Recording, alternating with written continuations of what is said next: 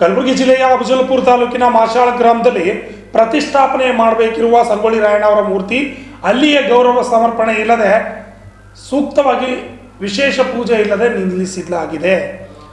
ಈ ಒಂದು ಆಗಸ್ಟ್ 15ರೊಳಗೆ ಸರ್ಕಾರ ಮುಂದೆ ಒಂದು ಸಂಗೊಳ್ಳಿ ರಾಯಣ್ಣನವರ ಪುತ್ಥಳಿಗೆ ವಿಶೇಷ ಪೂಜೆಯನ್ನು ಮಾಡಬೇಕು, ಇಲ್ಲವಾದರೆ ನಾವು ಮುಂದೆ ಹೋಗಿ ಆಗಸ್ಟ್ 15ರಂದು ಸಂಗೊಳ್ಳಿ ರಾಯಣ್ಣ ಅವರಿಗೆ ವಿಶೇಷವಾದ ನಮನವನ್ನು ಸಲ್ಲಿಕೆ ಮಾಡ್ತೇವೆ ಅಂತ ತಿಳಿಸಿದ್ದಾರೆ. ನಗರದಲ್ಲಿ ಸುದ್ದಿಗೋಷ್ಠಿಯಲ್ಲಿ ಮಾತನಾಡಿದ ಅವರು ಸರ್ಕಾರಿ ಜಾಗದಲ್ಲಿ ಮೂರ್ತಿ ಪ್ರತಿಷ್ಠಾಪನೆಯನ್ನು ಮಾಡಿದ್ದಾರೆ. ಕಳೆದ ವರ್ಷ ಆಗಸ್ಟ್ 15ರಂದು ಪ್ರತಿಷ್ಠಾಪನೆ ಮಾಡಬೇಕಾಗಿತ್ತು. ಆದರೆ ಇಲ್ಲಿಯವರೆಗೆ ಅದಕ್ಕೆ ಆಗಬೇಕಾಗಿರುವ ಪೂಜೆ ಆಗಲಿ ಗೌರವ ಸಮರ್ಪಣೆ ಆಗಲಿ ಸಿಗುತ್ತಿಲ್ಲ. ಆದ ಕಾರಣ ಮುಂದಿನ ಆಗಸ್ಟ್ 15ರಂದು ಸಂಗೊಳ್ಳಿ ರಾಯಣ್ಣವರಿಗೆ ಪೂಜೆ ಮಾಡ್ತೀನಿ. ಗಾಣಿಗ ಸಮಾಜ ಹಾಗೂ ಹಾಲು ಮತದ ಸಮಾಜದ ಸಮಸ್ಯೆ ಸರ್ಕಾರ ಬಗೆಹರಿಸಬೇಕು. ಸರ್ಕಾರಿ ಜಾಗದಲ್ಲಿ ಇರುವ ಪ್ರತಿಮೆಗೆ ಯಾಕೆ ಗೌರವ ಸಮರ್ಪಣೆ ಸಿಗುತ್ತಿಲ್ಲ, ಇದರ ಬಗ್ಗೆ ಗಮನ ಹರಿಸಬೇಕು ಎಂದು ಕಿಡಿಕಾರಿದರು. ಈ ಸಂದರ್ಭದಲ್ಲಿ ಲಕ್ಷ್ಮಣ ಸ್ವಾದಿ ಸೇರಿದಂತೆ ಅನೇಕರು ಹಾಜರಿದ್ದರು. Bureau report RJ32 Kannada news, Kalaburagi.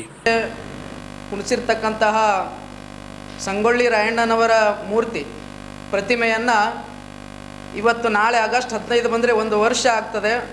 ಆದರೆ ಅಲ್ಲಿ ಯಾವುದೋ ಒಂದು ಗೊಂದಲದ ವಿಚಾರವಾಗಿ ಏನಂತಂದರೆ ಸಂಗೊಳ್ಳಿ ರಾಯಣ್ಣನವರ ಮೂರ್ತಿಗೆ ಮುಟ್ಟಲಾರದ ಹಾಗೆ ಮತ್ತು ಯಾವುದೇ ರೀತಿಯ ಪೂಜೆ ಪುನಸ್ಕಾರ ಗೌರವ ಸಮರ್ಪಣೆ ಮಾಡಲಾರದಂಗೆ ಏನಂತಂದರೆ ಇವತ್ತು ಅಲ್ಲಿ ಪೊಲೀಸರ ಗಾವಲಿದೆ, ಪೊಲೀಸರ ಗಾವಲಿಟ್ಟಿದ್ದಾರೆ. ಕಾರಣ ನಾನು ಕೇಳ್ತಾ ಇದ್ದೇನೆ, ತಾವೆಲ್ಲರಿಗೂ ಕೂಡ ವಿಷಯವನ್ನು ವ್ಯಕ್ತಪಡಿಸ್ತಾ ಇದ್ದೇನೆ. ನಾಳೆ ಆಗಸ್ಟ್ 15ಕ್ಕೆ ಸಂಗೊಳ್ಳಿ ರಾಯಣ್ಣನವರ ಜನ್ಮದಿನ. ಹೀಗಾಗಿ ಆ ಮೂರ್ತಿಗೆ ಯಾರಾದರೂ ಟಚ್ ಮಾಡಿದ್ರೆ ಕೇಸ್ ಹಾಕ್ತಾರೋ ಅಥವಾ ಅರೆಸ್ಟ್ ಮಾಡ್ತಾರೋ ಏನೋ ಗೊತ್ತಿಲ್ಲ. ಆದರೆ ನಾನು ಕೂಡ ಎಲ್ಲರಿಗೂ ಪ್ರಶ್ನೆಯನ್ನು ಮಾಡ್ತೇನೆ, ಆಗಸ್ಟ್ 15ಕ್ಕೆ ಸಂಗೊಳ್ಳಿ ರಾಯಣ್ಣನವರ ಮೂರ್ತಿಗೆ ಏನಾದರೂ ಗೌರವ ಸಮರ್ಪಣೆ ಆಗಲಿಲ್ಲ ಅಂದರೆ ಇದು ಕೇವಲ ಜಾತಿಯ ಸೀಮಿತವಾಗಿರ್ತಕ್ಕಂಥ ಸಂಗೊಳ್ಳಿ ರಾಯಣ್ಣ ಅಲ್ಲ, ಭಾರತ ದೇಶಕ್ಕೆ ಅದೊಂದು ದೊಡ್ಡ ಶಕ್ತಿ, ಅದೊಂದು ಆಸ್ತಿ. ಹೀಗಾಗಿ ಆಗಸ್ಟ್ 15ಕ್ಕೆ ನಾವು ಏನಂತಂದರೆ ಸಿದ್ದರಾಮಯ್ಯನವರೇ ಈ ಒಂದು ರಾಜ್ಯದ ಮುಖ್ಯಮಂತ್ರಿಗಳಾಗಿದ್ದೀರಿ, ನಮ್ಮ ಪ್ರಿಯಾಂಕ್ ಖರ್ಗೆ ಅವರು ಸಚಿವರಿದ್ದೀರಿ, ಶಾಸಕ MY ಪಾಟೀಲರು ನಮ್ಮ ತಾಲೂಕಿನ ಶಾಸಕರದೀರಿ. ನಾನು ಕೇಳಾಗತ್ತೀನಿ ನಿಮಗೆ, ಆ ಆಗಸ್ಟ್ 15 ನಾಳೆ ಆಗಸ್ಟ್ 1 ವರ್ಷ ಆದ್ರೂ ಕೂಡ ಅಲ್ಲಿ ಇರ್ತಕ್ಕಂಥ ಒಂದು ಸಂಗೊಳ್ಳಿ ರಾಯಣ್ಣನ ಮೂರ್ತಿಗೆ ಅವಮಾನ ಆಗ್ತಿದ್ರು ಕೂಡ ನೀವು ಸಮಸ್ಯೆ ಬಗೆಹರಿಸೋಕ್ಕಾಗ್ತಾ ಇಲ್ಲ. ಕಾರಣ ಏನು ಅಂತ ನಮಗೆ ಗೊತ್ತಾಗ್ತಾ ಇಲ್ಲ. ಯಾವುದೇ ಸರ್ಕಾರದ ಜಾಗ ಇದೆ, ಮೂರ್ತಿಯನ್ನು ಸ್ಥಾಪನೆ ಮಾಡಿದ್ದಾರೆ, ಅದು ಹೇಳಾರ್ಲೆ ಕೇಳರೆ ರಾತ್ರಿ ಯಾರೋ ಕುಣಿಸಿದ್ದಾರೆ, ದೊಡ್ಡ ಮೂರ್ತಿನೇ ಇದೆ, ಅದು ತಪ್ಪು. ಹೇಳಾರೆ ಕುಣಿಸಿದ್ದು ತಪ್ಪು. ಅದನ್ನು ನೀವು ಏನಾರೇ ಮಾಡಿರಿ, ಆ ಜಾಗದ ನ್ಯಾಯ ಏನಾರೇ ಮಾಡ್ಕೋರಿ. ಸರ್ಕಾರದ ಜಾಗ ಇರೋದ್ರಿಂದ ನೀವು ಸರ್ಕಾರದವರು ಬಂದು ಏನಂತಂದರೆ ಅವತ್ತು ಜಾಗಕ್ಕೆ ನ್ಯಾಯ ಕೊಡಿಸಲಿರಿ.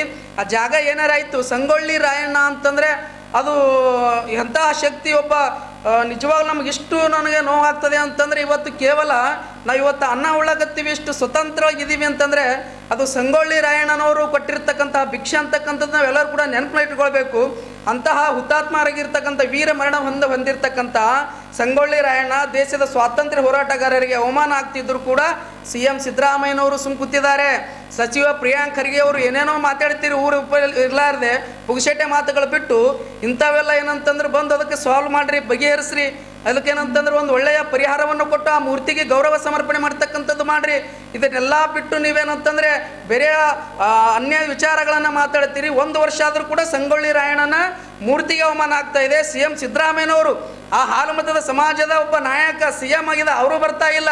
ಕೇವಲ ಹೇಳ್ತಾರೆ ನಮ್ಮ ಸಂಗೊಳ್ಳಿ ರಾಯಣ್ಣ ನಮ್ಮವರು ಅಂತೇಳಿ. ಆದರೆ ಯಾವುದೇ ಜಾತಿಗೆ ಸೀಮಿತ ಅಲ್ಲ.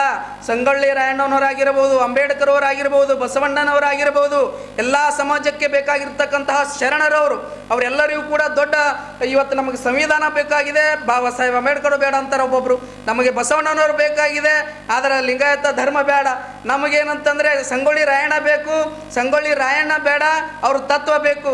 ಈಗಾಗ್ತಾ ಇದ್ರೆ ಜಾತಿ ವ್ಯವಸ್ಥೆಯನ್ನು ಮಾಡಿ ಕುಂತಿದ್ರಲ್ಲ, ಇದು ನಿಜವಾಗ್ಲೂ ಕೂಡ ಬಹಳ ನೋವು ಉಂಟು ಮಾಡಿದೆ.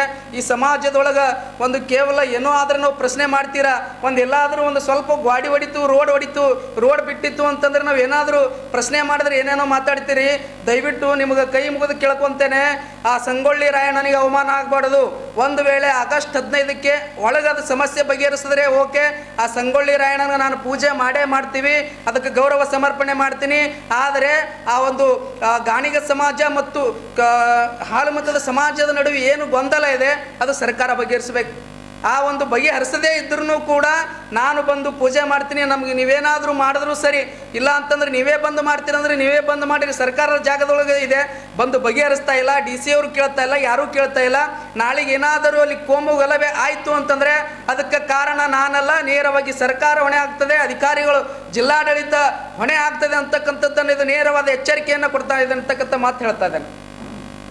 ಕೇತಕಿ ಡೆವಲಪರ್ಸ್, ನಿಮ್ಮ ಕನಸಿನ ಮನೆಗಾಗಿ ಜಾಗ ಹುಡುಕ್ತಿದ್ದೀರಾ?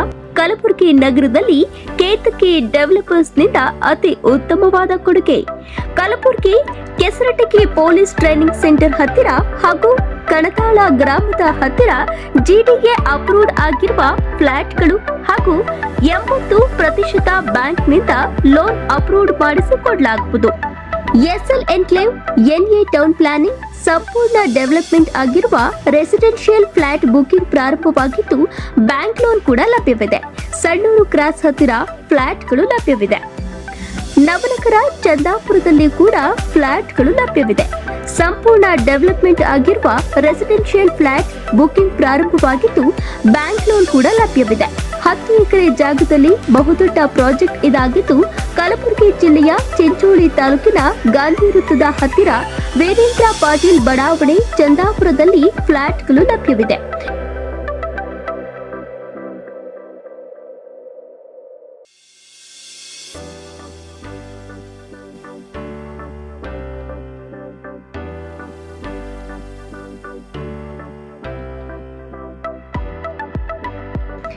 ಹೆಚ್ಚಿನ ಮಾಹಿತಿಗಾಗಿ ಕೇತಕಿ ಡೆವಲಪರ್ಸ್, ಕುಪಾವ್ ಫ್ಲಾಟ್, ಈಶ್ವರ್ ಮಂದಿರ ಎದುರುಗಡೆ ಕಲಬುರಗಿ ಕಚೇರಿಗೆ ಭೇಟಿ ನೀಡಿ. ಸಂಪರ್ಕಿಸಬಹುದಾದ ಮೊಬೈಲ್ ನಂಬರ್ 9480148184 9480148184.